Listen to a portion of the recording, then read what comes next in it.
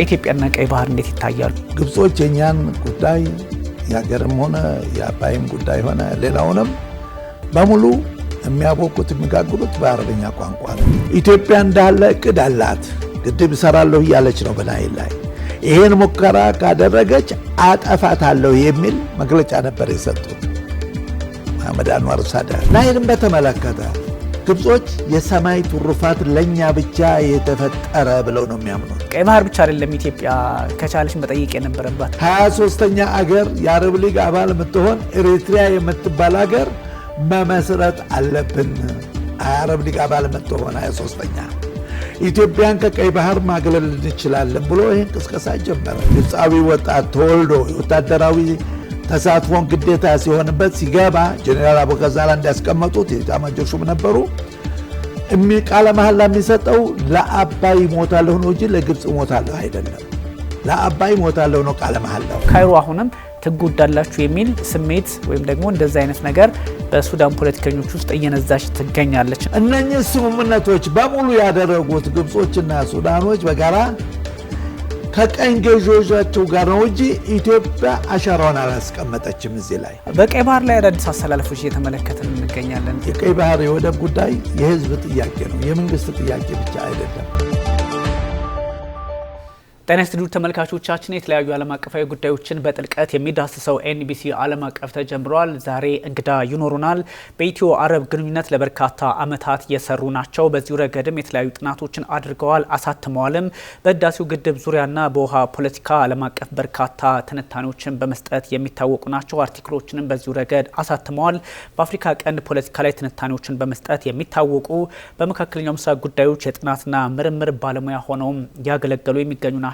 የታሪክ ተመራማሪው ፕሮፌሰር አደም ካሚል ፋሪስ እዚህ ይገኛሉ። ውድ ተመልካቾቻችን ዛሬ በርካታ ጉዳዮች እናነሳለን። ፕሮፌሰር እንኳን ደህና መጡ። እንኳን ሰላም ጠበቃችሁ። በጣም እናመሰግናለን። ተመልካቾቻችን በተደጋጋሚ ፕሮፌሰርን በዚህ በአፍሪካ ቀንድ ፖለቲካ ላይ በግብጽ፣ ኢትዮጵያ፣ በሱዳን ዙሪያ ላይ ለምን አጋብዙልንም የሚል ጥያቄ ይጠይቁን ነበርና እርሱም ስለመጡ እጅጉ እናመሰግናለን። በበርካታ ዓለማትም በበርካታ የዓለም ክፍሎች ተንቀሳቅሰው ከሰሞኑም የተለያዩ ሀሳቦችንም በተለያየ አጋጣሚ ሲያጋሩ ስለነበረ በኢትዮጵያ ጉዳይ ላይም እንደዚሁም ደግሞ በዓለም ፖለቲካ ላይ የተለያዩ ሀሳቦችን ሲያጋሩ በተለያዩ አማራጮች መመልከት ችያለሁና እንግዲህ ስለመጡ እጅጉን አመሰግናለሁኝ። ፕሮፌሰር እንግዲህ እንግዲህ በዋነኝነት በዚሁ በአፍሪካ ቀንድ ፖለቲካ ላይ ትኩረት እናደርጋለን። ምናልባት እንግዲህ ከዚህ ከግብጽ ከሰሞኑ አንዳንድ ጉዳዮች ጋር የተገናኙ በርካታ ሀሳቦች ይነሳሉና ምንድነው ያለው አውድ ከታሪክም አሁን ካለው ሁኔታም አንፃር ጠቅለል ያሉ ሀሳቦችን እንደ መግቢያ ብናነሳ። አመሰግናለሁ። እንግዲህ ካጋጠመኝ ከሰሞኑ ወደ ገልፍ ተጉዤ ነበረ። በተለይ በሪያድም በጅዳም በመካም ቆይታ አድርገን በኤምሬትም ነበረኝ እና ካጋጠሙኝ ግብፃውያን በብዛት የሚገኙበት አካባቢ ነው። እዛ አካባቢ ላይ እና ሙቀቱ በጣም ከፍተኛ ስለሆነ አንድ አምቡላንስ ይመጣና አረፍኩበት ሆቴል አካባቢ በሩ ላይ ይቆማል። አጋጣሚ ለምእመናኖች ቴስት እያደረገ ደም ግፊታቸውን፣ ስኳራቸውን እያየ ይሸኝ ነበር እና እኔም በአጋጣሚ ቀረብ አልኩና ጠየቅኩት። ግብፃዊ መሆኑን አውቃለሁ ካነጋገሩም ከአክሽኑም። ባክ ብትተባበረኝና ግፊቴን ብትለካልኝ አልኩት። ባላ አየና ወን ፍሮም ከየት ነህ አለኝ በአረበኛ። ከሊቢያ ነኝ አልኩት። አላምንም። መጀመሪያ ላይ ግብ አለኝና ያው መቀመጫ ወንበር አለ እዛ ጋር አስቀምጦ መለካት ጀመረ። በመጨረሻ ላይ እርግጠኛ ነኝ ሊቢያዊ አይደለህም አለኝ። በኋላ በምን ተጠራጠርክ አልኩት። ባነጋገርህም በቋንቋህም የሊቢያዎችን ቋንቋ በደንብ አውቃለሁና ከዛ ውጭ እንደሆንኩ ነው የተገነዘብኩት አለኝ። እኔ ከኢትዮጵያ ነኝ አልኩት። ዋይ አለ። በቃ በዚህችው ቃላት ብሶት ጭምር። ምን ሆንክ አልኩት። ኢትዮጵያዊ መሆንህን ባቅ ኑሮ ባለካሁልህ ግፊትህን አለኝ። ለምን እዚህን ያህል ጥላቻ በኢትዮጵያኖች ላይ ለመፈጠራቸው? እናንተ እኮ የውሃ ሞት በእኛ ላይ ፈርዳችኋል እና ስለዚህ እናንተ ጋራ መቀራረቡ ጥሩ። እንግዲህ ህዝቡን ምን ያህል እንደበከነው ያለው ስርዓት ጥላቻ በእኛ ላይ እንዲከሰት ምን ያህል የቤት ስራ እንደተሰራ ከዛ ነው ለመገንዘብ ይቻላል። ይሄ ተራ ግብፃዊ ነው፣ ሐኪም ነው፣ ልክ ነው። ግን ምን ያህል እንደተበከሉ ምን ያህል ጥላቻ እንዳደረባቸው በኢትዮጵያኖች ላይ ከዚህ አንጻር ነው እንግዲህ ትንሽ ግንዛቤ ያገኘሁት ማለት ነው። በዚህ መልኩ አሳልፌ መጣሁ። ለማንኛውም ይገርማል። ይሄን የዚህን ያህል ፖለቲካሊም ብቻም ሳይሆን በግለሰብ ደረጃም በዚህ ልክ ግብጾች እንደሚያስቡ ያው ማሳያም ስለሆነ ነው። እንደው እርሶም ያው በገልፍ ሀገራት የገልፍ አካባቢ ፖለቲካውም አሁን በጣም ከፍተኛ ደረጃ ላይ ስለደረሰና እርሶም በአረብ ኤሚሬቶችም በሳውዲ አረቢያም ቆይታ ስለነበሩት ከዚሁ ከግድቡ ጋር የተገናኙ ሀሳቦችንም የኢትዮጵያን ፖለቲካን በተመለከቱ ጉዳዮች የተለያዩ ሀሳቦችን ለማንሳትም እንደ ኦብዘርቭ ለማድረግም አጋጣሚውን ስላገኙ በሚለው ነው። ፕሮፌሰር ምናልባት እንግዲህ የሱዳን ፖለቲካን ከግብጽ ጣልቃ ገብነት አንጻርና እንዶ ከታሪክ አንጻር በተለይም ደግሞ ከግብጾች አሁን የሚያነሷቸው ጥያቄዎች አሉ።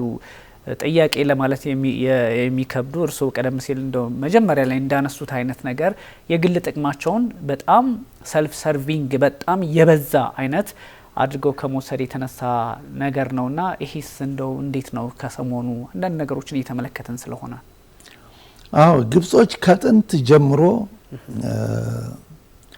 እኛ ጋር የኛ ችግር የኛ ጉዳይ የሚታረሰውም የሚዘራውም የሚታጨደውም የሚወቃውም የሚቦካውም የሚጋገረውም በሙሉ በአረበኛ ቋንቋ ነው። ይህም መርሳት የለብንም። እዚህ ላይ ነው የዲፕሎማሲ ሚናችን ደካማ ነበር ብዬ ብዙ ጊዜ የምናገረው። ግብጾች የኛን ጉዳይ የሀገርም ሆነ የአባይም ጉዳይ ሆነ ሌላውንም በሙሉ የሚያቦኩት የሚጋግሩት በአረበኛ ቋንቋ ነው። እና ግብጾች ምን ያህል ዝግጅት አድርገዋል? ለምን ነው ጥላቻ በኢትዮጵያ ላይ ያላቸው? ወደ ኋላ መለስ ብለን ከስርዓቱ ጀመረን ከሂደታቸው ሚዲያው እንደ ግለሰብ አስተሳሰብም በኢትዮጵያ ላይ ለምን ነው ይሄ ሁሉ ጥላቻ ብለ ወደ ኋላ መለስ ብለ ብታየው እኔ በአጋጣሚ 30 ዓመት ነው እዛ ኤሪያ የቆየሁት አረቡ ዓለም ላይ የተማርኩትም እዛ ስለሆነ ከግብጾች ጋር ብዙ ጊዜ የሚያገናኘኝ መድረክ የነበረ ስለሆነ በጣም በኢትዮጵያ ላይ ያሴሩት የጻፉት ያዘጋጁት ነገር እኛ አላወቅነው። ምናልባት ስለ ኢትዮጵያ እንደው ግንዛቤ ብሰጥህ እንደው እኛ ኢትዮጵያኖች ስለ ኢትዮጵያ የምናውቀው ነገር የለንም ይመስለኛል። እነሱ ግን ዴይሊ በየደቂቃው በየሰዓቱ የኢትዮጵያን ጉዳይ ይከታተላሉ። ለምሳሌ ኤሚሬት ውስጥ ካጋጠመኝ አንድ ግብጻዊ የእናንተ እኮ እንቅስቃሴ ወይም የዋና ከተማችሁ እቺ የአፍሪካ ከተማ የምትባለው አዲስ አበባ ባለፈው አመት 204 ኮንፈረንስ አካሄዳለች አለኝ። እኔ ራሴ አላውቀውም የሁሉ መካሄዱን። 204 ኮንፈረንስ በአዲስ አበባ ዓለም አቀፋዊ ኮንፈረንስ ተካሂዶበታል። ስለዚህ ምንድነው ጭንቀትህ አልኩት። ይሄ ማለት በዚህ ኮንፈረንስ ላይ የሚሳተፉ መሪዎች፣ ሚዲያዎች ስለ ኢትዮጵያ ጠንካራ ጎን ያንጸባርቃሉ። ያ ደግሞ ለኛ ለውጭ ፖሊሲያችን ድክመትን ያመጣል እና እዚህ ነው ያለው የሚከታተሉት ማለት ነው። ለማንኛውም መለስ ብለን የኛና የግብጾች ግንኙነት በተለያዩ መሪዎች ዘመን ያየ እንደሆነ ለምሳሌ በንጉስ መሐመድ አሊ ባሻ ዘመን ግብጽን በገዛው ንጉስ ማለት ነው 1868 የቴዎድሮስ ግድያ ከማን ነው የመጣው? ያን ጊዜ በእኛ ውሃ የተመረተ ምርጥ የጥጥ ምርት ለእንግሊዝ በቪክቶሪያ ዘመን ማለት ነው በንጉስ ቪክቶሪያ ዘመን ከዛ የጨርቃ ጨርቅ ፋብሪካዎች የሚወስዱት ጥጡን ከግብጽ ነበር። በእኛ ውሃ ይመረታል፣ ለእንግሊዞች ይሸጣል።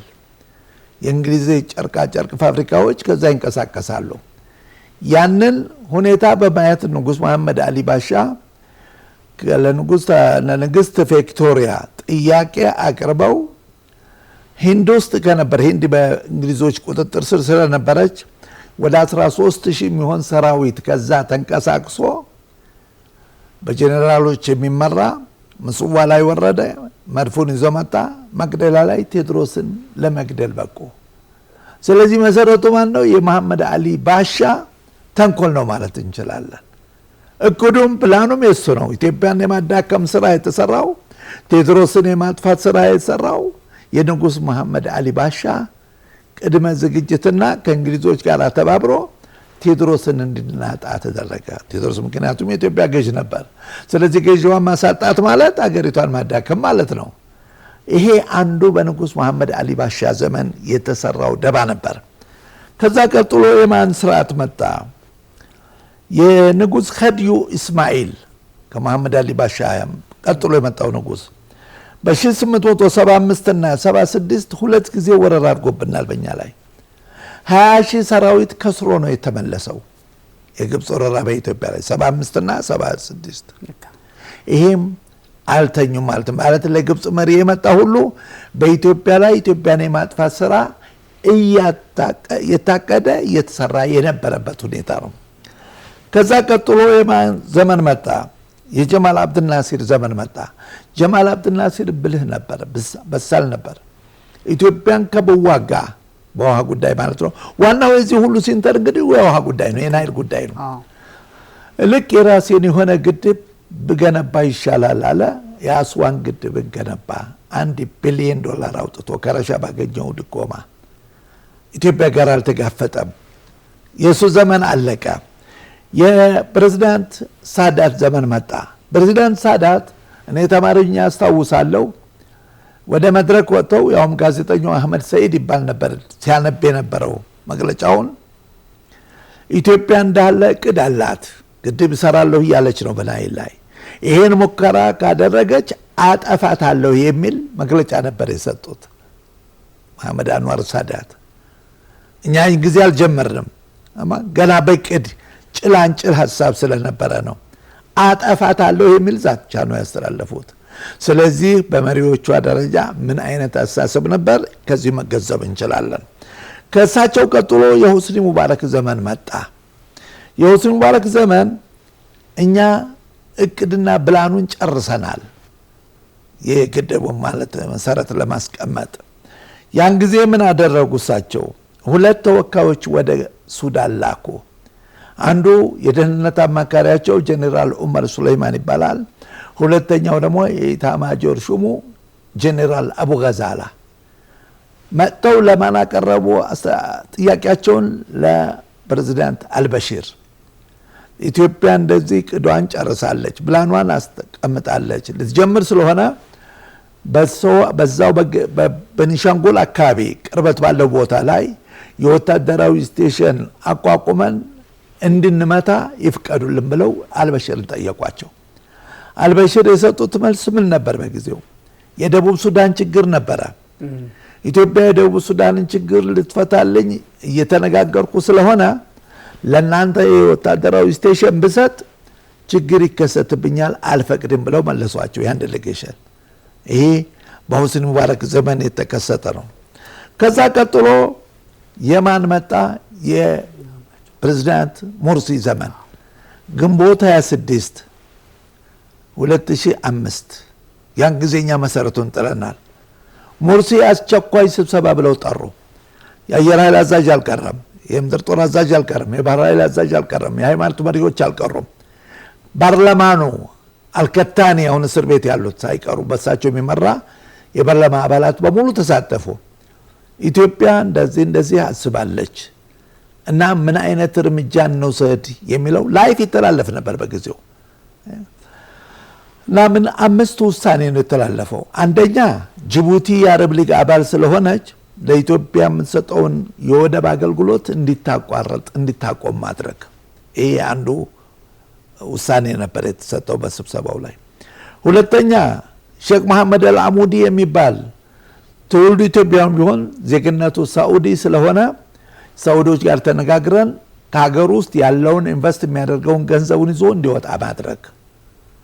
ሶስተኛ ኤርትራ ጋር ኩርፊያ ስለነበር በኢትዮጵያ ላይ ተኩስ እንድትጀምር አስፈላጊውን የወታደራዊ ድጋፍ መስጠት።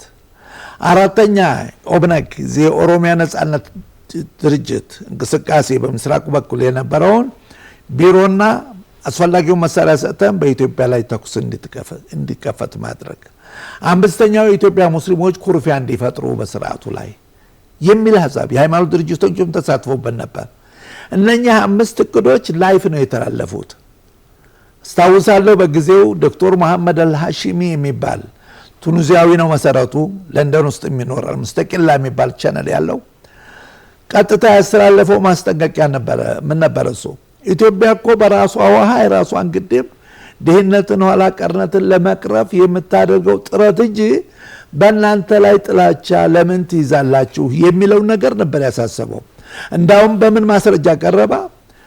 ነቢዩ መሐመድ እኮ ሰለላሁ ዐለይሂ ወሰለም ኢትዮጵያ እስካልነካችሁ ድረስ አትንኳት የሚል ኑዛዜ አለ፣ ሙርሲ ይህ እርምጃ አይበጀዎትም ይጠንቀቁ የሚል ማሳሰቢያ ሰጣቸው። 2 ዓመት ነው ምን አልቆዩም። እሳቸው እስር ቤት ገቡ፣ በዛው ተሰናበቱ። የማን መጣ አሁን ቀጥሎ? የፕሬዝዳንት አብዱል ፈታህ ሲሲ ዘመን መጣ። የአብዱል ፈታህ ሲሲ በ2015 አቶ ኃይለማርያምና አልበሽር ጋር በጋራ የተስማሙበት መሰረተ ሀሳብ ከሜዳ የመጣ አልነበረም። ፕሬዝዳንት ሙርሲ አንደኛ ስልጣኑ የተረከቡት የወታደራዊ ስታስብ ስለሆነ ወታደር ናቸው፣ ልምዱም የላቸውም፣ ስለ ፖለቲካው ብዙም ግምት አልሰጡም። ይሄ አንዱ መነሻ ሀሳብ ነበር። ሁለተኛው እንደተወቀሱበትም የግብፅ ፓርላማን አንቀጽ 151 ሚል አንቀጽ አላቸው። አንቀጽ ያንን ተላልፎ ነው የፈረመው። ምክንያቱም ወደ ፓርላማ መመለስ ሲገባው የአገር ጉዳይ ስለሆነ ከፓርላማኑ ድጋፍ ማግኘት ነበረበት፣ ግን ዘሎ ነው የፈረመው ብለው ወቀሱት። ተቃዋሚዎችም በዚህ አይነት ወሰዱበት። ሌላው ግን ትልቅ ግምት ያስገባው ኢትዮጵያ እሷ ላይ ማዕቀብ ማድረግ ገንዘብ አቅም ስለሚፈልግ $5 ቢሊዮን ነው በጀት የተመደበው መጀመሪያ። ይህን ገንዘብ ማግኘት ስለማትችል እኛ ባለን በውጭ ኃይል ደጋፊዎቻችን አማካይነት ኢትዮጵያ ማንኛውም እርዳታ እንዳታደርግ እንቅስቃሴ እናደርጋለን ብሎ ነው ያመነው። ይሄ ነው መነሻ ሀሳብ የወሰደው እሱ። የኢትዮጵያ ሕዝብ ግን ያንን መነሻ ማድረግ ወደ በሶል ገባና ይመስለኛል ከሊስትሮ እስከ ሚኒስቴር እስከ ቢዝነስማን ሁሉም የቀረ የለም። ገንዘቡ ማዋጣት ጀመረ፣ ግንባታው ተጀመረ። 40% ሲሆን ፕሬዝዳንት ሲሲ አወቁ ኢትዮጵያኖች ባላቸው መዋጮ በራሳቸው አቅም ይሄን ግንባታ ሊፈጽሙት ይችላሉ። 40% ሲሆን ሌላ አዲስ ድንጋጤ የፈጠረባቸው በሲሲ ላይ። ስለዚህ አዲስ እቅድ አወጡ። እንዴት ብለን ነው መከላከል የምንችለው የሚለውን ነገር ነደፉ፣ አነጋገሩ፣ አወያዩ፣ የስልጣን ክፍፍል አደረጉ። አጋጣሚ እዚህ ላይ የግብፅ ጸሐፊዎች፣ ታዋቂ ጸሐፊዎች፣ ደራሲዎች የሚባሉትንም አቋም ይወስድ እንደሆነ በኢትዮጵያ ላይ ያላቸው አመለካከት ለምሳሌ ዶክተር አማል ጦዊል የምትባል ምሁር የአህራም የምርምር ማዕከል ሴንተር አባል ነች። የአፍሪካ ጉዳይን የምትዳስስ ነች። ምን ትላለች በአቋሟ ላይ? እኛና እኮ ኢትዮጵያ የ5000 ጥላቻ ዘመን ያሳለፍንን ትላለች። ማለት እድሜ ልካችንን ወዳጅ ሆነን አናቅም። 5000 ዘመን ቆጥራ ነው ያለችው። እኔ መነሻ ያደረገችው ምናልባት የኢትዮጵያ ካርታ ከጥንትም ጀምሮ ከስልጣኔያችን አንጻር ግብፅንም ሁሉ ስናስተዳድር ነበር። እስከ ወጀል ቀበሌ ደቡብ ግብፅን ሁሉ እናስተዳድር ነበር። እና ባንጌ የሚባሉ መሰረታቸው ኢትዮጵያ የሆኑ ንጉሶች ነበሩ እዛ የሚያስተዳድሩት። አሽሪዎች መጥተው ሲዋጓቸው ወደ ኒብታ የምትባለው መንደር መጥተው መሰረቱ። ወደ 9 ንጉስታቶች ተፈራርቀውባታል። ከዛ ደግሞ ወደ መረወይ ተሸጋገሩ። መረወይ ላይ ደግሞ ወደ 45 የሚሆኑ ንጉስታቶች ተፈራርቀውባታል። ወደ 250,000 የሚሆን ፖሊስ ነበራቸው። 400,000 ባለሙያ ነበራቸው። ያን ጊዜ ፋርስም ሮማውያንም ግምት ይሰጧቸው በትልቅ መንግስት ነበር። ከዛ ተንሸራተን ነው አክሱም ላይ ያረፍ ነው። ስለዚህ ያን ያለፈውን ታሪክ መነሻ አርጋ ከሆነ 5000 ዘመን ጦርነት ወይም ያለመግባባት ታሪክ ብላ ያወራቸው ከዛ ከሆነ አላቅም። ለማንኛውም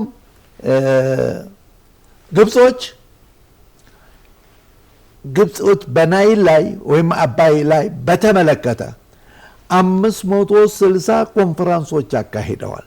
560 ኮንፈረንስ ማለት የታቀደበት የተሰበከ ተዘጋጅቶ ስብሰባ እየተደረገ ሁይዙ ናይል ማን ነው ናይል ምንድነው ይዞታው ለኛ ያለው ጥቅም ምንድነው የሚለውን በደንብ አድርገው አጥንተዋል። 1850 ሴሚናሮችን አካሂደዋል በናይል ላይ ዓለም አቀፋዊ ተሳትፎ ያለበት። ይሄ በመጽሐፍ ተመዝግቦ ታገኘዋለህ። ያነበብ ነው። ወደ 220 የሚሆን መጽሐፎች በኢትዮጵያ ላይ ታትመዋል። የኢትዮጵያ ማንነትና ምንነት ታሪኳን በተመለከተ በሙሉ በዝርዝር ተጽፏል። እነኚህ ሁሉ የተጻፉት የተዘጋጁት በአረበኛ ቋንቋ ነው። ለዚህ ነው በአረበኛ ቋንቋ ነው የኛ ጉዳይ የሚቦካው ያልኩህ። በጣም ማዝነውና ያዘንኩት ግን የኢትዮጵያ ዲፕሎማሲዎች የተመደቡት መካከለኛው ምስራቅ ላይ እንደነኛ ያሉ ደባዎች ዝግጅቶች ሲዘጋጁ ተከታትሎ ያነበበም የተረዳም ሪፖርት ያደረገም ዲፕሎማሲ የለኝም። ለምን? ምደባው በሙሉ ለድርጅት ታማኝነት ነው እንጂ ለሀገር ታማኝነት ለህዝብ ታማኝነት የለም። እዛ አካባቢ የሚመደበው አረበኛ ቋንቋ መጽሐፍም ማንበብም አይችልም። የኔ ጉዳይ በአረበኛ ነው የሚቦካው። ስለዚህ እዛ የተመደቡ ዲፕሎማሲ ማለት ሰርቲፊኬት ያለው ሰላይ ነው። አረበኛ ቋንቋ ማንበብ ካልቻለ ምን አይነት ሪፖርት ነው ለበላይ አካል የሚያቀርበው? ያ ድክመት ነው እየተሸጋገረ እየወለደ እያደገ የመጣብኝ እኔ ጋር ችግር የፈጠረብኝ። በጊዜው ግን ያ ሁሉ ግንዛቤ ቢሰጥ ለመሪዎች እዚህ አንድ አማራጭ ይደረግ ነበር። ያ እርምጃ አልተደረገም። ይሄ የምናየው ነው። ግብፅን ናይልን በተመለከተ ግብጾች የሰማይ ትሩፋት ለኛ ብቻ የተፈጠረ ብለው ነው የሚያምኑት። የግብፅ እመቤት ህፃን ልጅ ወልዳ ጡቷን ስታጠባ ምንድን ነው የምትለው? ይሄ የአባይ ውሃ ውጤት ነው ከጡቴ የምጠጣው ብላ ነው በጆሮ የምታሰማው። ማለት አዲስ የተወለደ ህፃን የሚመገበው ከጡቱ ከናቱ ጡት ስለ አባይ ውሃ ነው እያጠጣሁ ያለው ነው የምትለው። የግብፅ ወታደር ወይም 18 ዓመት ግብፃዊ ወጣት ተወልዶ የወታደራዊ ተሳትፎን ግዴታ ሲሆንበት ሲገባ ጀኔራል አቡገዛላ እንዲያስቀመጡት የኤታማዦር ሹም ነበሩ። ቃለ መሐላ የሚሰጠው ለአባይ ሞታለሁ ነው እንጂ ለግብፅ ሞታለሁ አይደለም። ለአባይ ሞታለሁ ነው ቃለ መሐላው። እዚህ ነው ያልነው። እንግዲህ ስለ አባይ የሚሰጥ በጣም የሚያሳዝን የሁሉ ትኩረት የሳበ አባይ በግብጾች ዘንዳ እኛ ጋር ስትመጣ አዲስ አበባ ኤርፖርት ስታርፍ ስለ አባይ ስታነሳ አባይ ማደሪያ ያለው ግንዱን ይዞ ይዞራል ይሉሃል። ማሳፈር ነገር አያውቁትም፣ አናቀውም። ይሄ ነው እንግዲህ ስሜቱ የነበረው። አጋጣሚ ግብጾች ውሃ ብቻ አይደለም 110 ሚሊዮን አፈርም ማዕድን የያዘ ይሄድላቸዋል። ያንን ቀመማው በመስኖ በሪጉሬሽን ይጠቀማሉ። እያንዳንዱ ገበሬ በኔ በሄደው አፈር ነው ሪጉሬሽን የሚጠቀመው። ማለት ቀመማው ሲያበቁ የአታክልትም ሆነ ፍራፍሬ ያመርቱበታል። ውሃውን ብቻ አይደለም የሚጠቀሙት ማለት ነው። ለዛ ሁሉ $1 እንኳን ክፍያ አንጠይቅም እኛ። 77 እና 65 ለረሃብ ስንጋለጥ ይሳለቁብን ነበር። የረሃብ ሀገር እየተባለ እነሱ ነበር የሚጽፉት።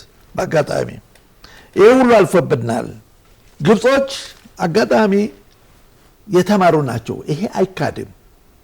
በትምህርት ደረጃ በጣም የነጠሩ ናቸው እነሱ ግብጾች። 14 ሚሊዮን ግብፃውያን በውጭ ሀገር ይገኛሉ።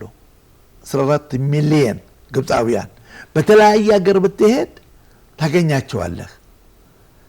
በቅርቡ እንኳ በ11 ወር ብቻ $32 ቢሊዮን ነው ወደ ሀገራቸው በውጭ ምንዛሬ የላኩት። የግብፅ መንግስት ምንድነው እነኛን የሚመግባቸው? የግብፅ ቤተሰቦቻችሁ ለአደጋ የተጋለጡ ስለሆነ ኢትዮጵያ ግድብ ሰርታ የውሃ እጥረት ስላጋጠመ አዋጡ፣ ተሳተፉ፣ የሀገር ጉዳይ ነው ብሎ ነው የሚቀሰቅሳቸው። ይሄ በዚህ እንግዲህ 14 ሚሊዮን ታገኛለህ። 150 ሺህ የሚሆን ግብፃውያን በሕክምና ባለሙያ ሆነው በአውሮፓ በየትኛውም ቦታ ታገኛቸዋለህ። 150 ሺህ ግብፃውያን ሐኪሞች ተሰራጭተው ነው ታገኛቸው። 800 ሺህ የሚሆን ግብፃውያን በተለያዩ ዓለም አቀፍ ድርጅት ውስጥ በአማካሪነት ይገኛሉ። የጸጥታው ምክር ቤት ሳይቀር የትኛውም ቦታ ብትሄድ ግብጾች በአማካሪነት ይገኛሉ። እነሱ የተማሩ ናቸው። ይሄ አይካድም።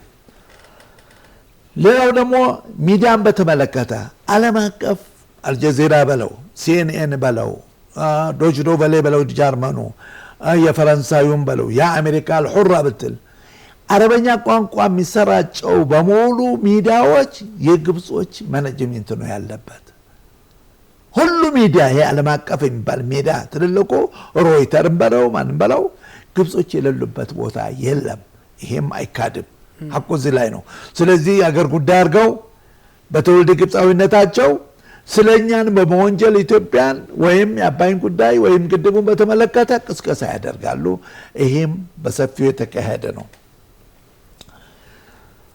ይሄ እንግዲህ ግድቡን ለማቆም አሁን 40% እንደደረሰ ሲሲ ተገነዘቡ። የኢትዮጵያ ሕዝብ እንደሚገነባው ተረጋገጠ። የስልጣን ክፍፍል ተደረገ።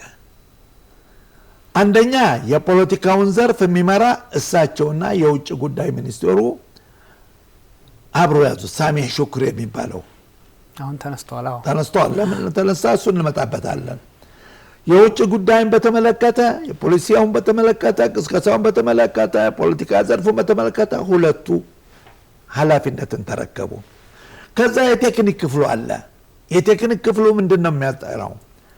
አሉ የሚባሉ የግብፃውያን መሐንዲሶች እንደ መሐንዲስ ኢብራሂም አልፈዩሚ፣ አህመድ ሸናዊ፣ አብዱላህ አልዓጢያ፣ ዒሳም ዲን የሚባሉት የመሬት ጥናትን ጂኦግራፊ ጥናትን አደረጉ። ይሄ ግድብ ቢፈጸም ከ3 እስከ 7 የመሬት መንቀጥቀጥ ሊፈጥር ይችላል። ያ ደግሞ ለቀይ ባህርም ሆነ በቀይ ባህር አካባቢ ላሉ አገሮች ትልቅ አደጋ ነው የሚለውን ካርታ አዘጋጅተው ለእያንዳንዱ የገልፍ አምባሳደሮች ጋር አስተላልፈዋል። ይሄ ግድብ አደጋው ለኛ ብቻ አይደለም፣ ከተሰራ የመሬት መንቀጥቀጥ የሚያመጣ ስለሆነ ቀይ ባህርና ጎረቤት አገሮችም በሙሉ ለአደጋ ይጋለጣልና አቋማቸውን አጠናክሩ የሚል ነገር ድጋፋቸውን አድርጉ፣ ለግብጽ ማለት ነው። ይሄ በዚህ መልኩ አሰራጩ። የቴክኒክ ክፍሉ እንግዲህ በዚህ አይነት ሄደ። ከዛ የሃይማኖት አማካሪዎች የአዝሃሩ ሼክ መሪ የአውቃፉ መሪ እነዚህ ሁለቱ በአባልነት ከሃይማኖት አንጻር የውሃ መገደብ ወንጀል ነው የሚለውን ኢፍታ መስጠት ጀመሩ።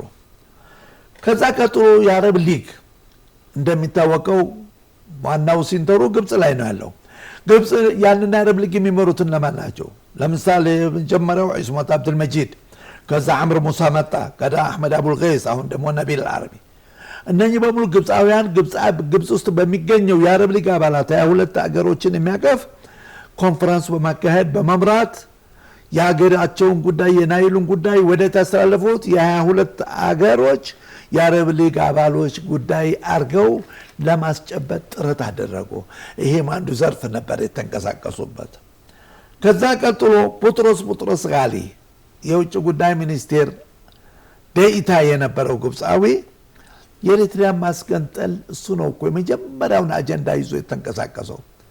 ቡጥሮስ ጋሊ ያስታውሳለሁ፣ ቦርሳውን ይዞ በገልፍ ሀገራቶች ይዞር ነበረ።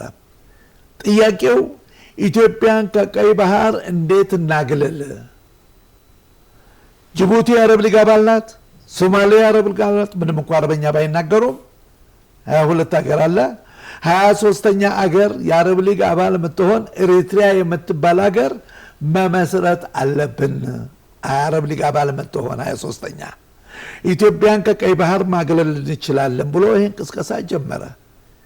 ያ ነገር በአሜሪካ ውጭ ጉዳይ ሚኒስቴር የአፍሪካ ክፍል ኃላፊ ሆንጎክ ትብብርም ጭምር ተግባራዊ ሆነ። ስለዚህ ኢትዮጵያን ከቀይ ባህር የማራቅ ሁኔታ፣ ኤርትራን የማስገንጠል ሁኔታ የማንደባ ነበር የቡጥሮስ ጋሊ ግብፃዊው።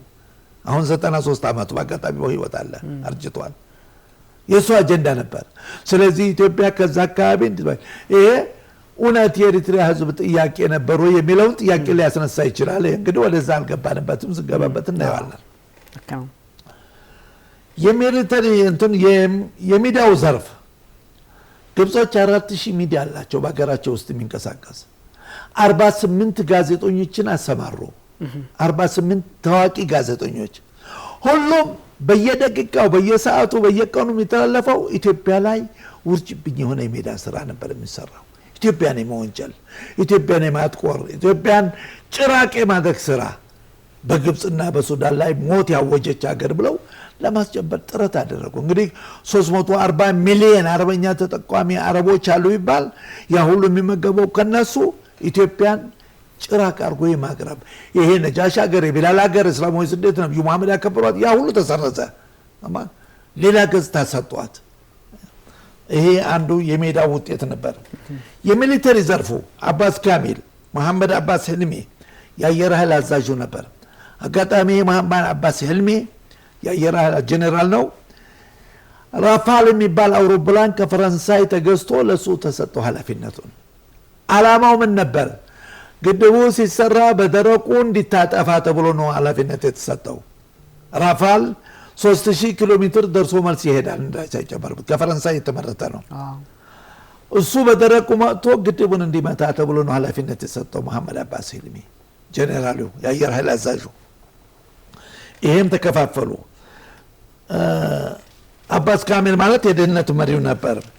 ከዛ ቀጥሎ ፕሬዝዳንቱ የተሰጣቸውን ኃላፊነት ለመወጣት ሲባል ፕሬዝዳንት ሲሲ የኛን ጎረቤት ሀገሮችን ጉብኝት ከውጭ ጉዳይ ሚኒስትራቸው ጋር አድርገው ጀመሩ። ለምሳሌ በ2020 ሱዳን ጋራ የተወሰነ ስምምነት ፈረሙ። በ2021 ከዩጋንዳ ጋር፣ በ2021 ከደቡብ ሱዳን ጋር፣ በ2021 ከኬንያ ጋር፣ በ2024 ከሩዋንዳ ጋር፣ በ2021 ከቡሩንዲ ጋር፣ በ2024 ከኤርትራ ጋር፣ በ2022 ከጅቡቲ ጋር። አንድ የግብፅ መሪ ወደ ጅቡቲ ሂዶ የጅቡቲ መሪ ጋር ተቀምጦ እንግዲህ ግብፅ በቦታ ከሞላ ጎደል ባረብቁ ትልቅ ቦታ አላት። ቁጭ ብሎ በኢትዮጵያ ላይ ሴራ የማሴር ሁኔታ ለመጀመሪያ ጊዜ በዛይቱ። በዚህም አልተብቃቃም። የግብፅ ታዋቂው ኮንስትራክሽን ኩባንያ ዑስማን አህመድ ዑስማንና ኩባንያዎቹ በሚለው ይዘው ነው የሄዱት። የጅቡቲ የልማት ድርጅቶችን እንዲሰራ መነሻ ሐሳቡን አቅርበው አስረክበውት ነው የተመለሱት። ስለዚህ እነኚህ የኛን በዙሪያችን ያሉትን ሀገሮች በመጎብኘት ስምምነት በመፍጠር ኢትዮጵያን የማግለል ስራ ትልቅ የቤት ስራ ነው የተሰራው። ያ ሁሉ ሰብረን ነው ይሄን ግድብ ለዚህ የበቃው ማለት ይችላል። እና ደባው ሴራው ቀላል አልነበረም። ለኢታማጆር ሹሙ ለውጭ ጉዳይ ለአየር ኃይል አዛዡ ማንዴት ተሰጥቷል። ባልተጠበቀ ሁኔታ ግን በ2020 የመጀመሪያው ሙልት ተሞላ። 5 ቢሊዮን ሜትር ኩብ ነበር። በ2021 3 ቢሊዮን ሜትር ኩብ ሆነ። በ2023 የ42 ቢሊዮን ሜትር ኩብ ሆነ። በ2024 62 አጠቃላይ ሙልቱ ተጠናቀቀ ማለት ነው።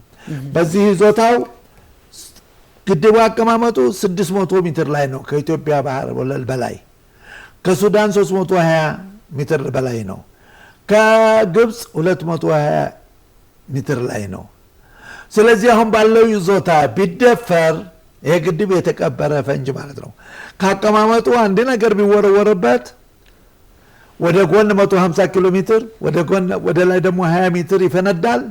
ከሱዳን 30 ሚሊዮን ህዝብ ይዞ ከ7 ቀን በኋላ ግብፅ አስዋን ግድብ ይደርሳል። መከላከል የማይቻል የተቀበረ ፈንጅ ማለት ነው።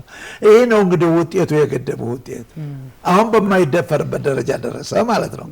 ወደ ግብጾች በድርድር በጸጥታው ምክር ቤት ከሽፎባቸዋል። ስለዚህ የታሪክ ስምምነት የሚሉት ነገር አለ። የታሪክ ስምምነት 1906 ነበረ፣ 1929 ነበረ፣ 1902 ነበረ፣ 1959 ነበረ፣ 1956 ነበረ።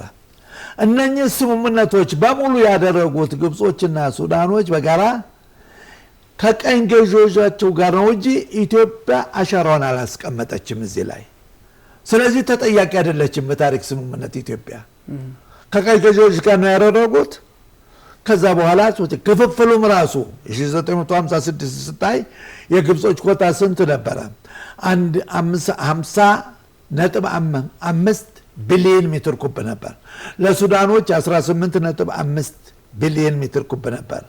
እኛ በአጋጣሚ 74 ቢሊዮን ሜትር ኩብ ስንል 50.50ና 18.50ውን ስትደምረው 74 ቢሊዮን ሜትር ኩብ ይሰጣል። ይሄ ነው መነሻችን።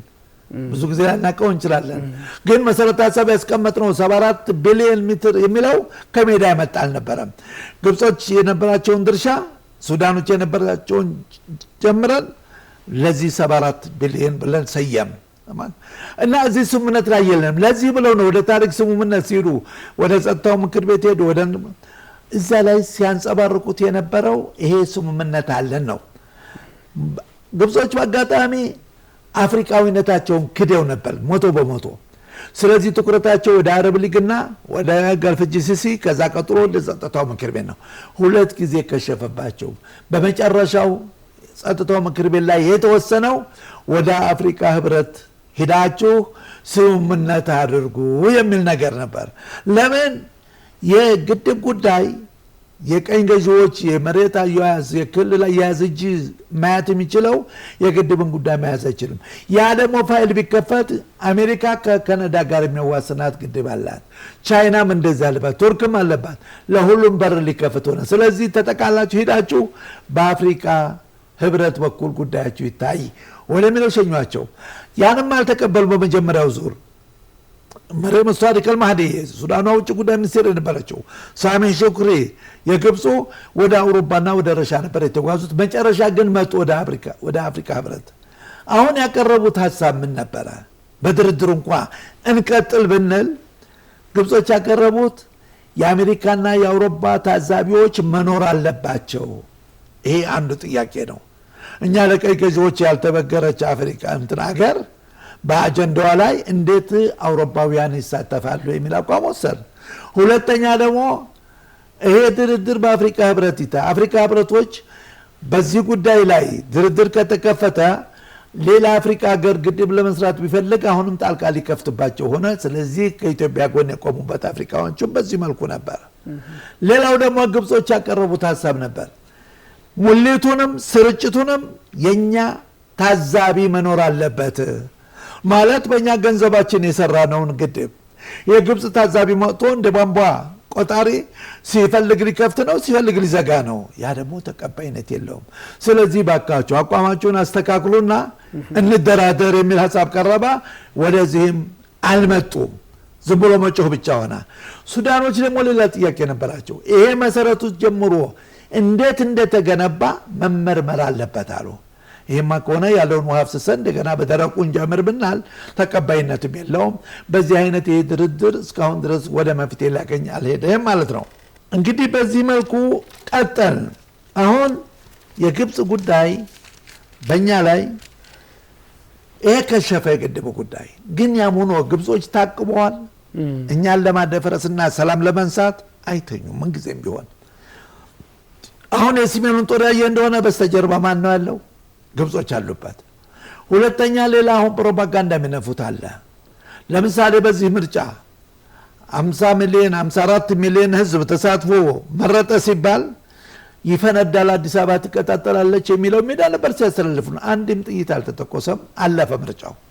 አሁን ደግሞ ምክክሩን እንደዚሁ እየተነተኑት ነው ያሉት። በዚህ ውጤት ኢትዮጵያ ትፈራርሳለች የምንን ቋንቋ መጣ። በአጋጣሚ በዛሬው ዕለት 4 ጣቢያዎች ከፍተዋል።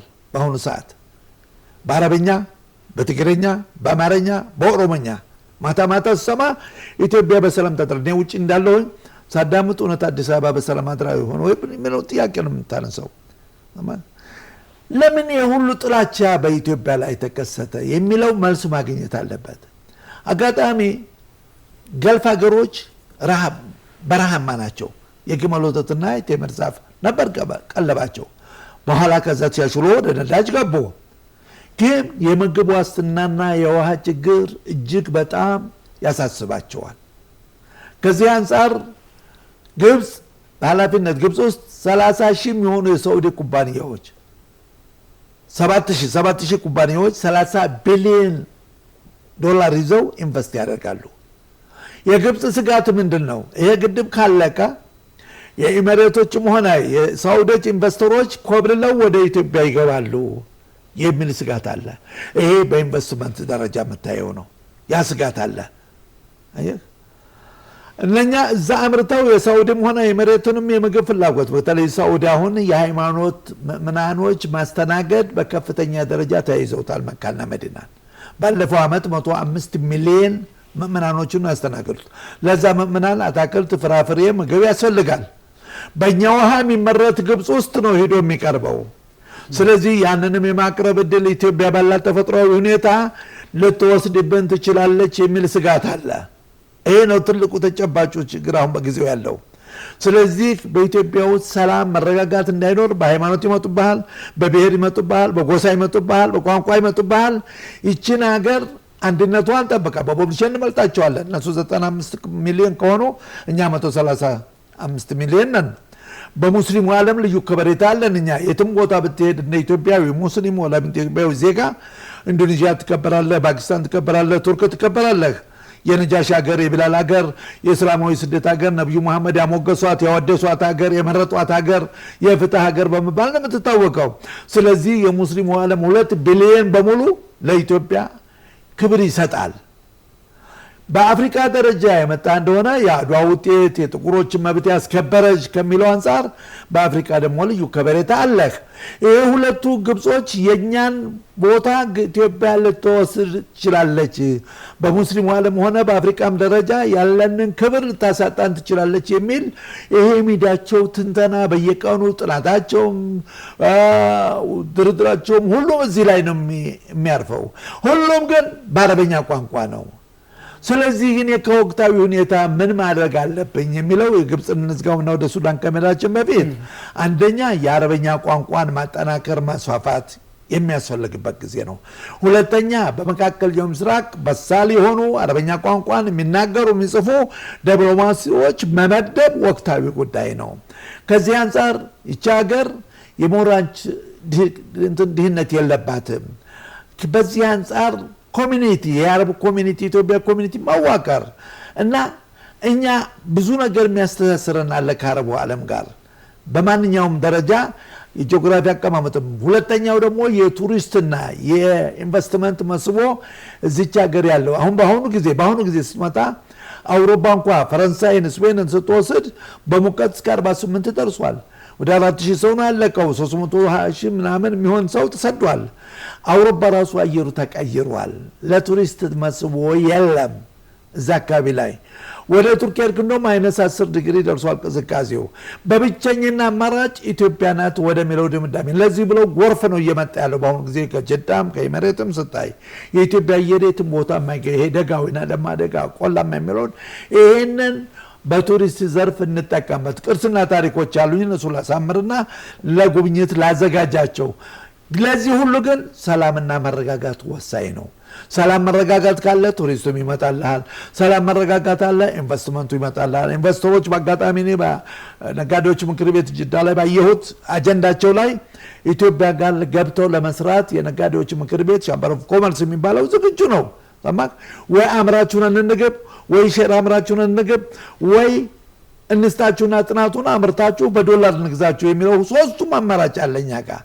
ስለዚህ ይህንን መጠቀም ወቅታዊ ጉዳይ ሆኖ እናገኘዋለን። በአሁኑ ሰዓት እዚች ሀገር አንዱ እንደውም ካቀረበልኝ በአጋጣሚ የመጣው ለ15 ቀን ያህል ዶክተር አብዱልአዚዝ ቃሲም ይባላል የኡካዝ የሚባል ጋዜጣ ምክትል አዘጋጅ ነው። እዚህ መቶ 15 ቀን ቆይቶ ተመልሶ የተረሳችው ገነት ብሎ ስለ ኢትዮጵያ ጽፎልኛል። በመጽሐፍ እኮ መጽሔት አይደለም። የተረሳችው ገነት ለቱሪስቱ ለኢንቨስትመንቱ በሙሉ የኢትዮጵያን ማንነትና ምንነት በደንብ ዳሶ ከኢትዮጵያኖች በላይ አውቆ የሚያሳውቅልኝ ጋዜጠኛ ሁሉ ተፈጥሯል። ይሄ ባለበት ሁኔታ ላይ እኛስ ምን መስራት አለብን? እዚህ ላይ ይሄ ቤት ስራችን ነው። እንግዲህ የግብፁን ባጭሩ በዚህ መልኩ ደሰም ብንጨርሰው ነው። ከዛ ወደ ሱዳን እንገባለን። በጣም ጥሩ።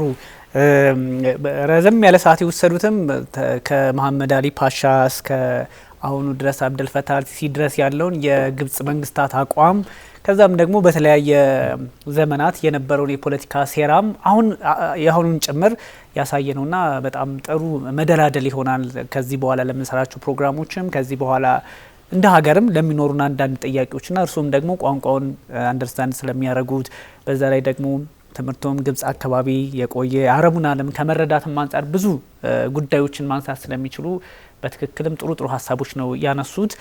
እንግዲህ ይሄኛው መቼም እርሶ ስለ ህዳሴው ግድብ ሲነሳ ብዙ ሀሳብ እንደሚያነሱ ይታወቃልና የሱዳንን የውሃ አጠቃቀም ሬጉሌት ያደርጋል ተብሎ የሚወሰድ ከዚህ በፊት የነበሩት ማናቸው አልበሽር ራሳቸው እስከ 1 ሚሊዮን ሄክታር መሬት ድረስ እርሻ ሊያለማ ይችላል የሚል ተስፋ ይዘውም ነበረ። ከኢትዮጵያ መንግስት ጋር ለመስራትም የሞከሩበት እድል ነበረ በሰዓቱ።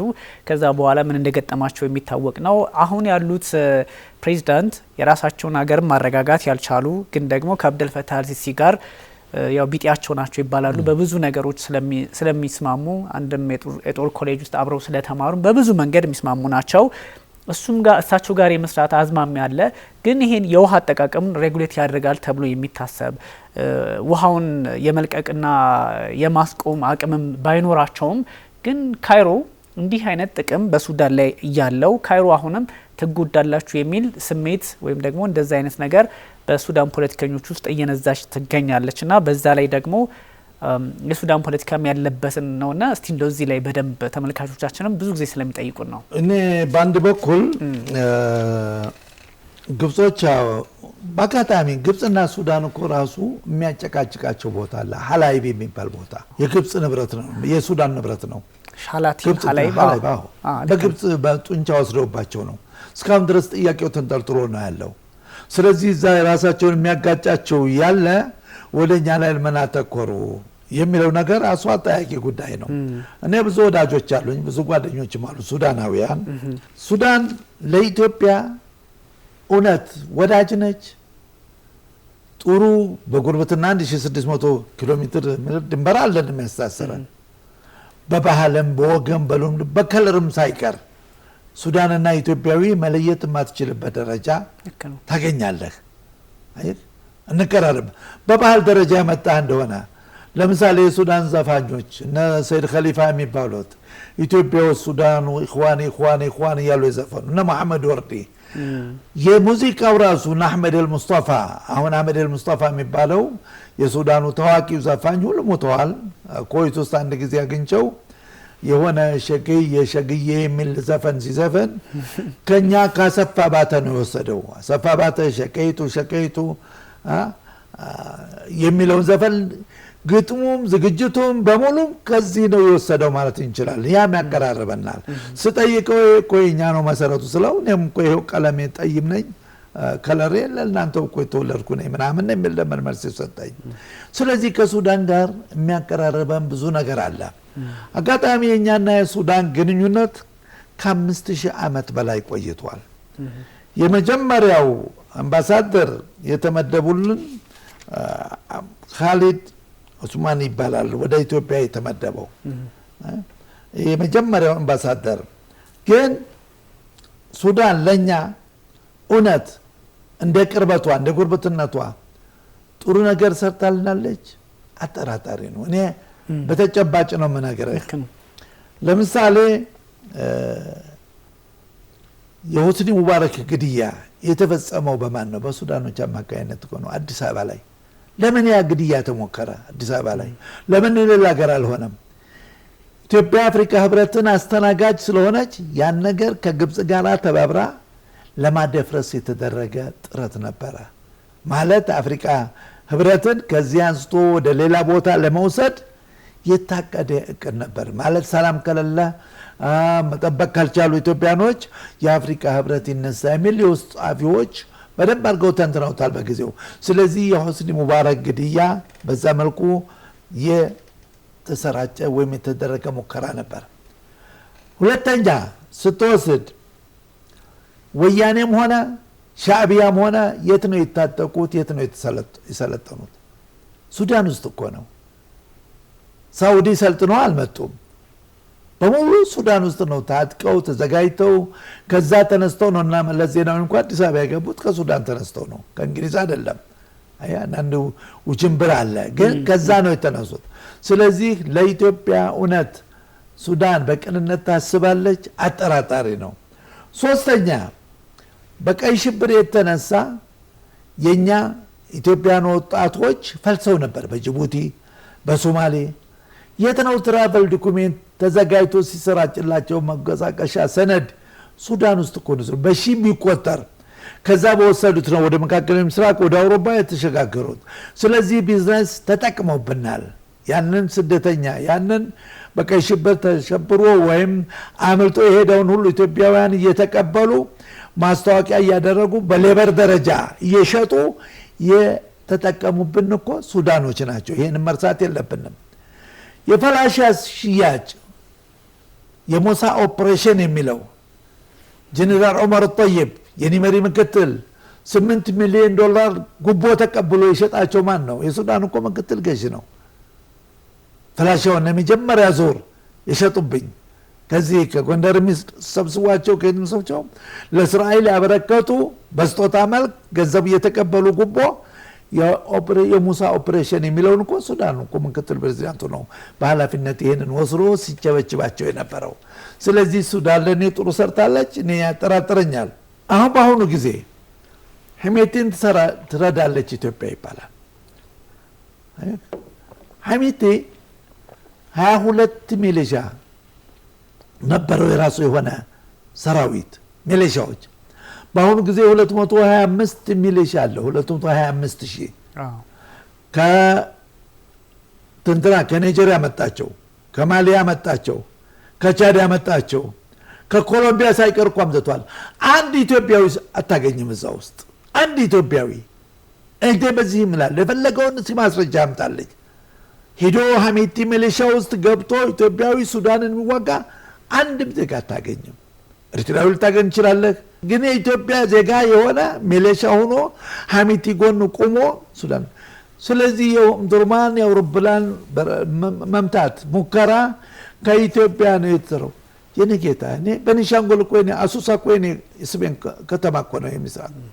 ስለዚህ እዛ ውስጥ የጦር ካምፕ ባቋቋም ግድቡን የሚጠብቅ ማሰልጠኛ የወታደሮች ባቋቋም ምንድን ነው ነውሩ?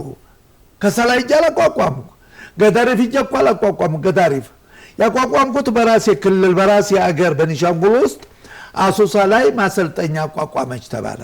እንዴ ኤርፖርት ማስፋፋቱ የኔ ማሰልጠኛ መዋቀሩ ወታደራዊ ግድቡን ለመጠበቅ ይሄ ወንጀል ይሆናል እንዴ? እና ስለዚህ ወንጀላውም ራሱ የሚያሳፍር ነበረ። በጣም ነው ያዘንኩት። ከዲፕሎማሲ ግምት ስትወስድ እዚህ ያለውን አምባሳደሯን ሳበች ሱዳን። ማሳቧ እሷን የሚጎዳት እንጂ የሚጠቅም አይደለም። ለምን እዚህ የሚመደበው ማንም አምባሳደር የየትኛውም ዓለም የአፍሪካ ህብረትም አባል ሆኖ ነው የሚኖረው።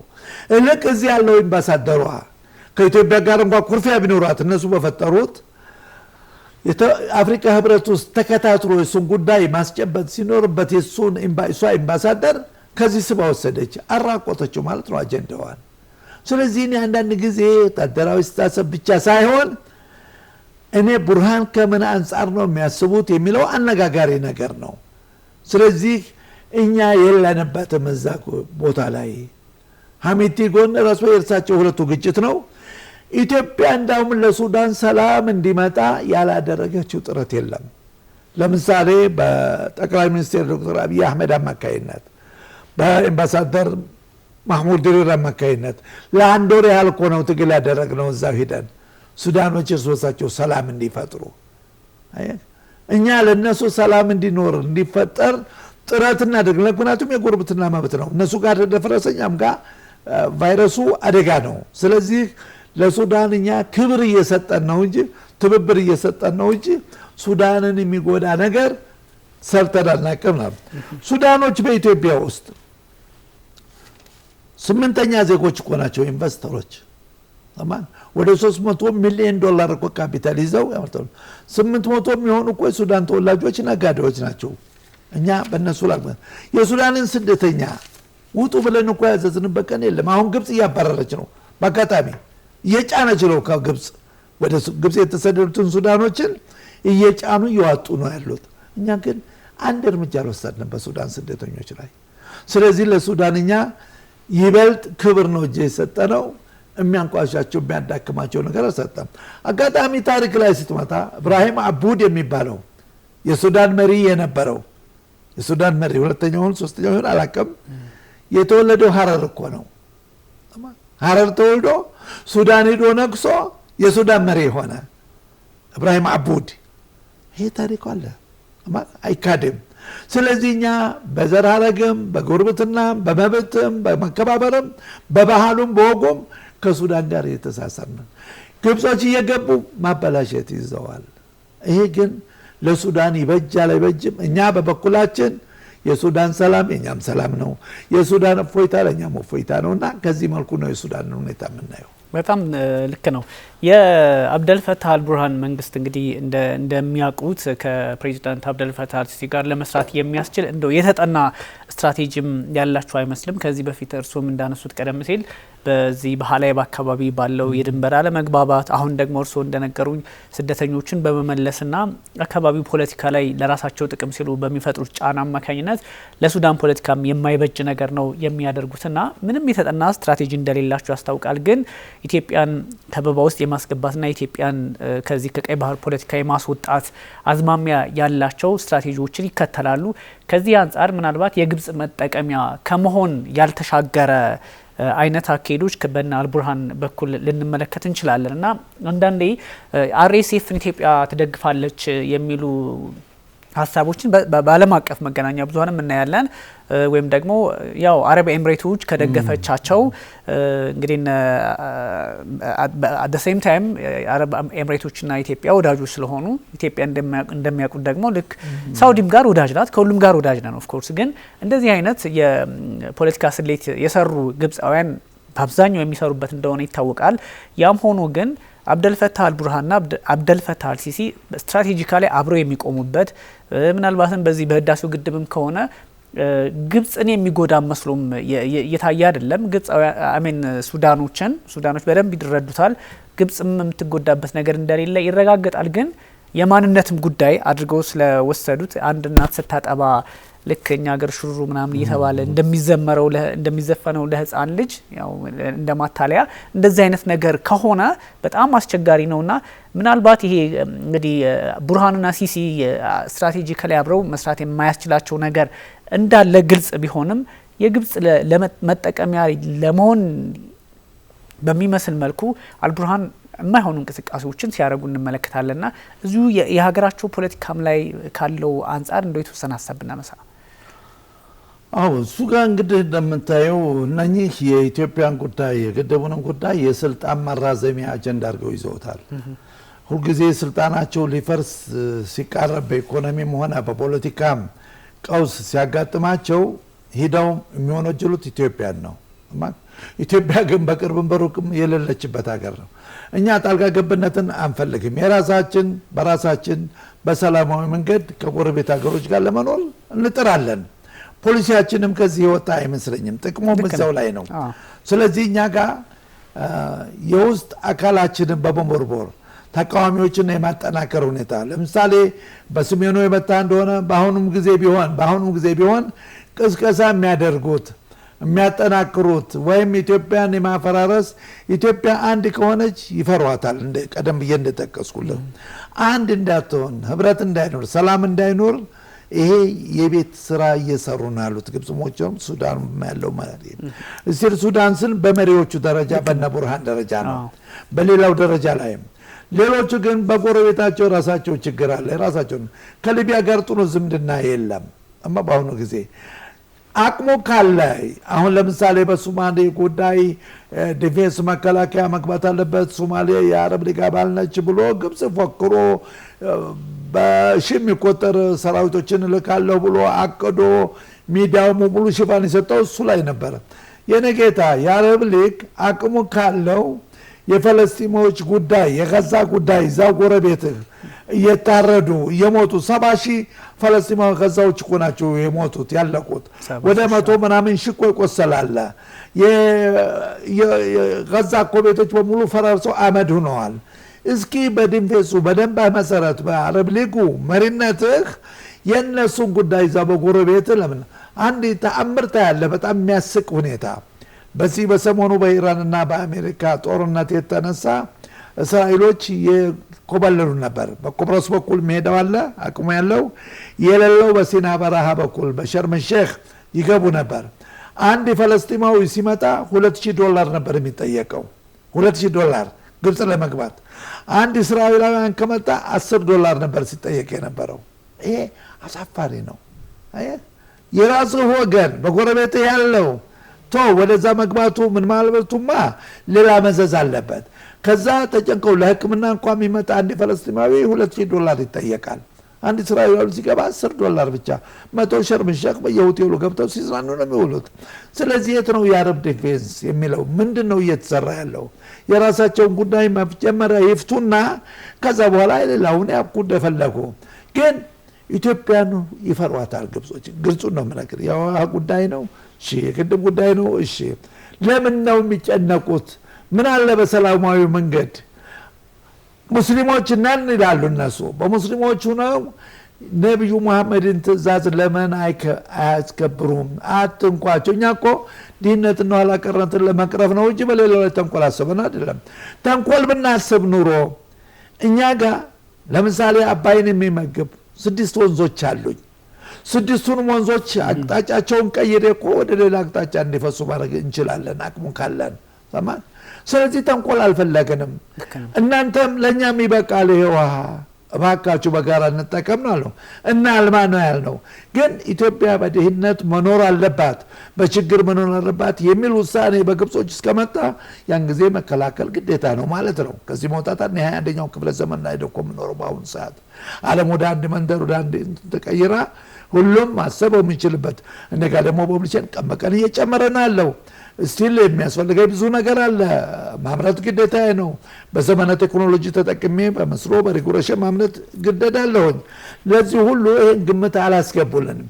ኢትዮጵያ በድህነት መኖር አለባት። ይሄ የግብጽ አጀንዳ ነው። ሰማ። እኛ ደግሞ በድህነት መቀጠል አንችልም። የኛ ኢትዮጵያ ህዝብ ጥያቄ ነው። ይሄን ያላደረገ መሪ ነው አይወክለኝም ልል እችላለሁ። ስለዚህ ወደደም ጠላም የኢትዮጵያን ህዝብ ጥያቄ ተግባራዊ የሚያደርግ መንግስት መኖር አለበት እዚህ ሀገር እና እኛ ስደት በቃን፣ ሁሉ ነገር በቃን። ካሁን በኋላ በሀገራችን መኖር ነው።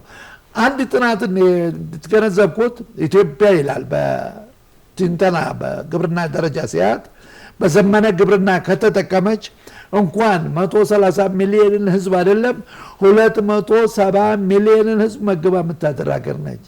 በቱሪስት ዘርፍ አየሯን በቀን $1 ሚሊዮን ሽጣ ትኖራለች። ግን ለዚህም ደግሞ መስፈርት ያስፈልጋል።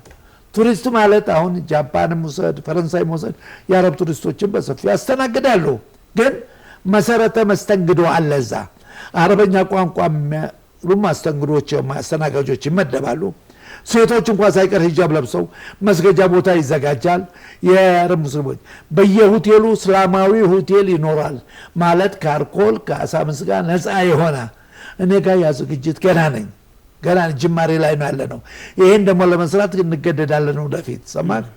እኔ ያንን መጣውን ቱሪስት በሁለት መልኩ የፈረንጁ ማረፊያ ለብቻ ቢኖረው የሙስሊሙ ደግሞ ለብቻ ቢኖረው ሁሉንም ማስተናገድበት አየር መንገዳችን ተመስገን ሽፋን ይሰጣል። እዚህ በቂ ነው።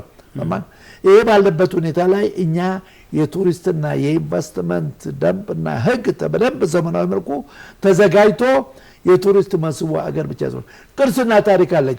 የነጃሺን ቅርስና ታሪክ ብትሸጠው ብታዘጋጀው እውነቱን ልንገርህ፣ አንድ ጊዜ እኔ ጋር የነበረ ጥናት ነበር ለሚመለከታቸው ሚጃ ቅርብ ያለሁኝ እዛ መቀሌ የዛሬ 5 ዓመት ሰላም በማንኪያ ስጡኝና በአካፋ $1 ይምጣላችሁ ብያቸዋለሁ። በምን አሉኝ?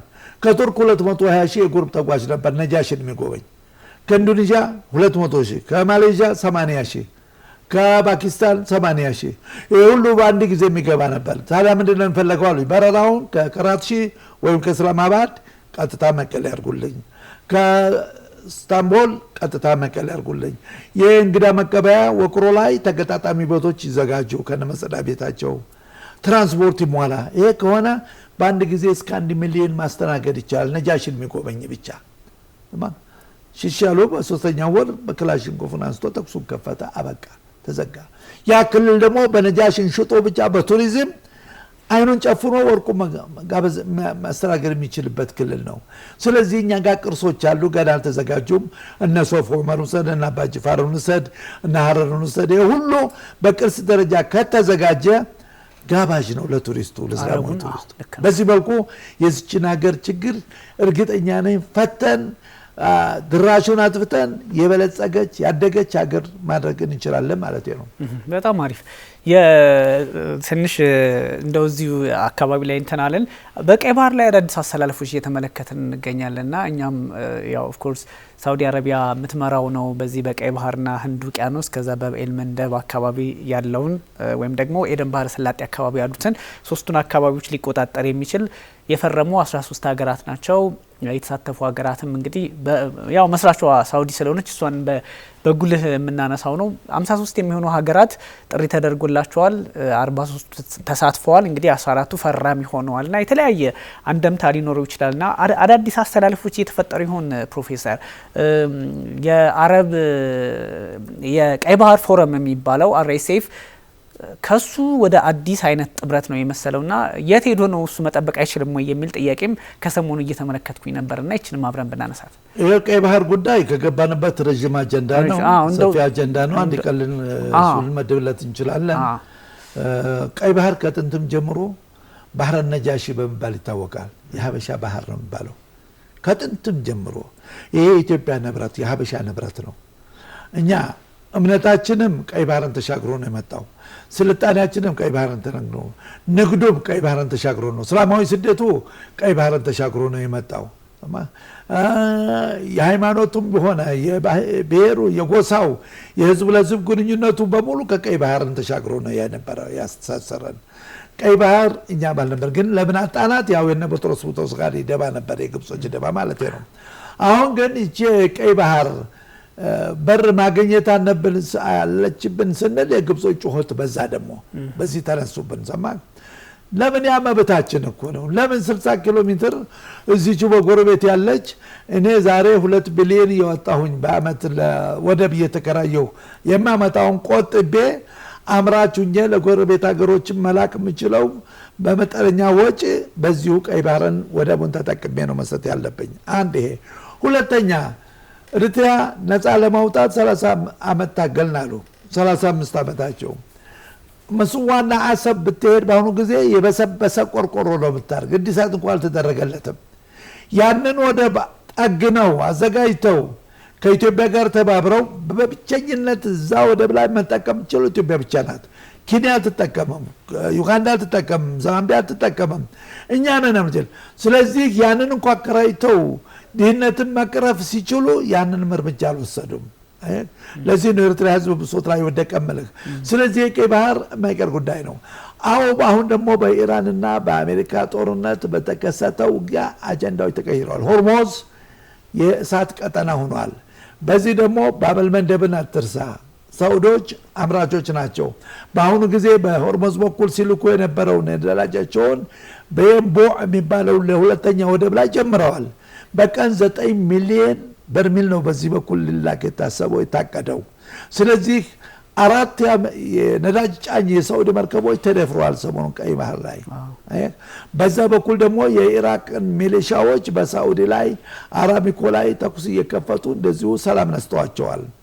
አሁን ሳውዲዎች ቀይ ባህርን የሰላም ባህር ይፈልጋሉ። ግን የኢራን አንጃ የሆነ ደግሞ ሁሲ በቀይ ባህር በኩል መጣ። እሱን እንዴት አድርገው ነው መሸምገል የሚገባ? እሱ ነው አሁን የቤት አጀንዳ የተያዘው። ሳውዲዎች በዛ በኩል ኢራንን ተከፍተው፣ ምክንያቱም ኢራን የእሱ አንጃዎች ኢራቅ ውስጥ አሉ፣ የመን ውስጥ አሉ፣ ባህሬንም ውስጥ አሉ። ማለት የሺዓ ተከታይ አሁን የአመለካከት የእምነት አመለካከት እያያዘ መጥቷል ጉዳዩ ሺዓና ሱኒ የሚባለው። ስለዚህ ሰፊ ጥናት አለኝ እኔ ሺዓ የት ነው ያለው፣ በማን ነው ያለው፣ ሱኒዎቹ ምን ያህል ናቸው የሚለው እሱን አንድ ቀን እንዳስሰዋለን። ስለዚህ አሁን ሳውዲዎችም የራሳቸው አሁን ከዛ በኩል በቀይ ባህር በኩል ሰላም ተፈጥሮ ነዳጃቸውን መላክ የሚፈልጉበት የሚሹበት ደረጃ ላይ ደርሰዋል። ይሄ ባለበት ሁኔታ ላይ ቀይ ባህር የሰላም ባህር ይሁን የሚል ጥያቄ እየጎላ መጥቷል።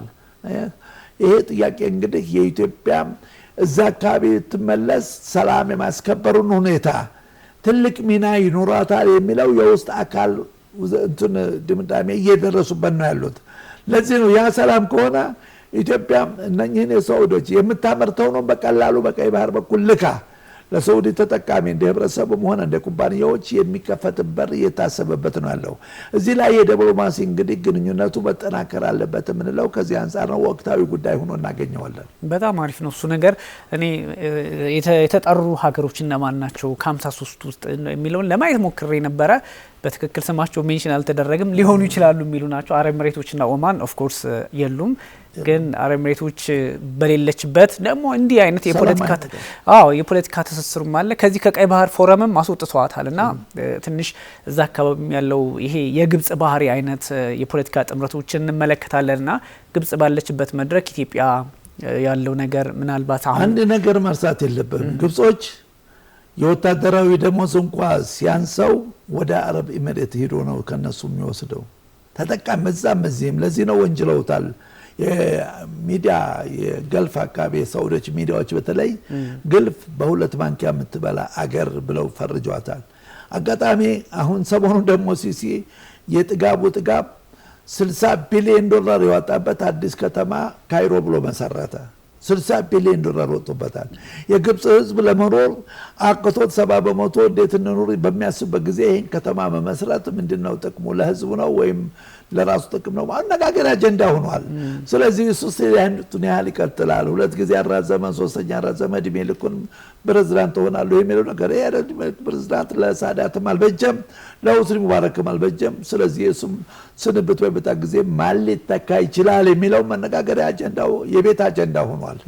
ስለዚህ ይሄ ባለበት ሁኔታ እኛ ወንድሜ የራሳቸው ጉዳይ ግን ከችግራችሁ ቫይረሳችሁን ወደኛ አትርጩ፣ እኛ በሰላም ድህነታችን እንወጋ፣ ስራ ንፍጠር፣ ስራ ንግደል የሚለው አጀንዳ ስለሆነ የቤታችን አጀንዳ በዚህ አይነት እኛ መስራት ያለ ግን ሰላም መረጋጋት በአንድነት መሰረት አለበት። ሳውዲ በሩ ክፍት ነው፣ የትኛውም ኃይል ተቀላቅሎ ቀይ ባህርን ማስከበር ይችላል የሚል ሀሳብም ስለሰጠች ብዙ ነገሮች አብረው ይታያሉና በጣም ሌላ ጊዜ በሰፊው እንመጣበታለን ቀይ ባህር። ምክንያቱም እርሱ ስለ ቀይ ባህር ብቻ አይደለም ኢትዮጵያ ከቻለች መጠየቅ የነበረባት ብሎ ከዚህ ቀደም ብዙ ዓለማችን ላይ ውቅ የሆኑ ውቅያኖሶችን ሜንሽን ሲያደርጉልኝ ነበርና ምናልባት እንደው በመጨረሻ ኢትዮጵያና ቀይ ባህር እንዴት ይታያሉ? በጣም ሰሞነኛ ጉዳይ ስለሆነ እቺ ነገር እንደው ቢያነሱ። አው ኢትዮጵያ ቀይ ባህርን ወደቧን ማግኘት አለባት። ለምን? እኔ የቀይ ባህር የወደብ ጉዳይ የህዝብ ጥያቄ ነው፣ የመንግስት ጥያቄ ብቻ አይደለም። የመንግስት ጥያቄ አይደለም። እዚህ ላይ ነው ትልቁ ስህተት የሚኖረው። መንግስት ብቻ የሚጠይቅ ከሆነ አጀንዳውን ማግለል የሚፈልግ አካል ነው። ይሄን ነው የኢትዮጵያ ህዝብ ማምረት ይፈልጋል፣ ድህነት መዋጋት ይፈልጋል፣ ማለት ይፈልጋል። ያመረተውን ደግሞ በቀይ ባህር በኩል አድርጎ ወደ ጎረቤት ሀገር መሸጥ፣ የውጭ ምንዛሬ ማግኘት ይፈልጋል። ፍሬሽ የሆነ ምግብ ማቅረብ ይፈልጋል። እዚህ የአንድ ሰዓት ከ45 ደቂቃ በረራ ነው በአየር 60 ኪሎ ሜትር ከአፋር ቆረጥ ብሎ እዛ ቀይ ባህር አድርሶ መርከቦች ጭነው የሚሄዱበትን ሁኔታ ማመቻቸት አለብን።